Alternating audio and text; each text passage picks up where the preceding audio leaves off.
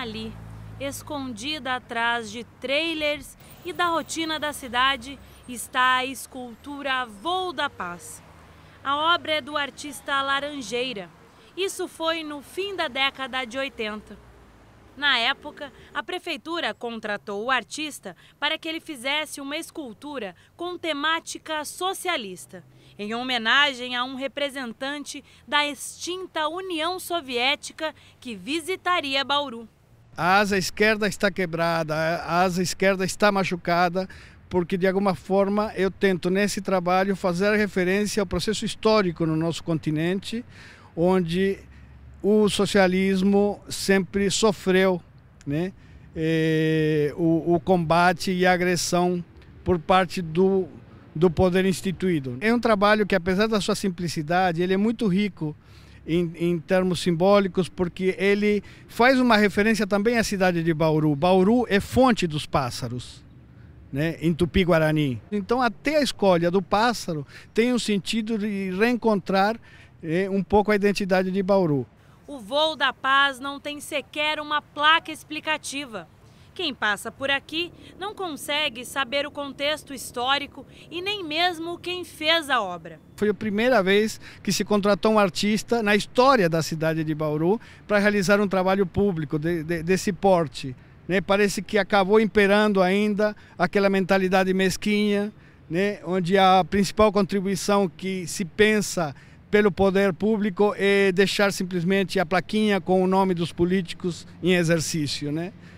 É triste. Monumentos como esse fazem parte da história de Bauru, guardam a memória da cidade. A Prefeitura de Bauru contabiliza 26 deles. Isso inclui bustos, estátuas, praças e outros símbolos que ajudam a construir a identidade do município. Além de serem poucos em quantidade, os monumentos sofrem com o difícil acesso e a baixa qualidade de informação ao público. Muitos bustos e estátuas não têm placa de identificação ou inscrições que contenham a história ou o fato relacionado ao personagem.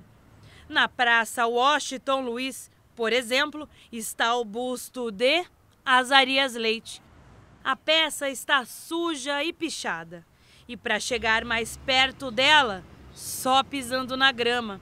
O personagem, que também dá nome a uma importante rua de Bauru, foi coronel da Guarda Nacional e teve papel decisivo no desenvolvimento da cidade.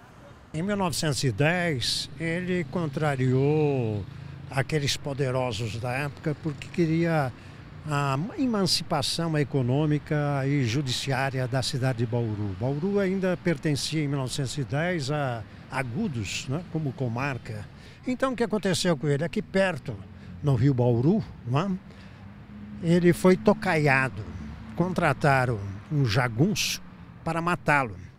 Ele foi morto a tiros de espingarda ao atravessar ali o Ribeirão Bauru. Outra homenagem é ao empresário Joaquim Machado de Melo. Esta sim, instalada em uma praça que leva o mesmo nome do personagem. Machado de Melo foi o engenheiro responsável por definir o traçado da estrada de ferro noroeste do Brasil.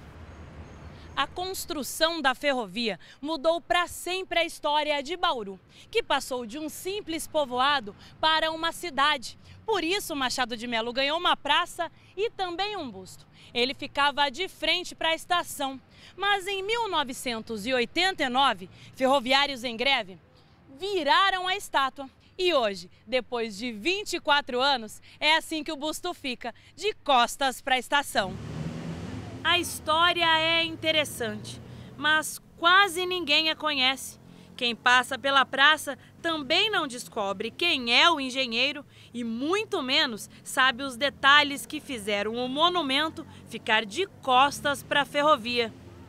A situação se repete por toda a cidade. O monumento dos pracinhas que participaram da Segunda Guerra Mundial está no meio de coqueiros.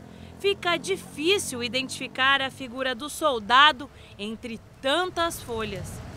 perdido na paisagem urbana do terminal rodoviário está Bauruzinho, o sanduíche estilizado que foi doado por empresários de Bauru para a cidade.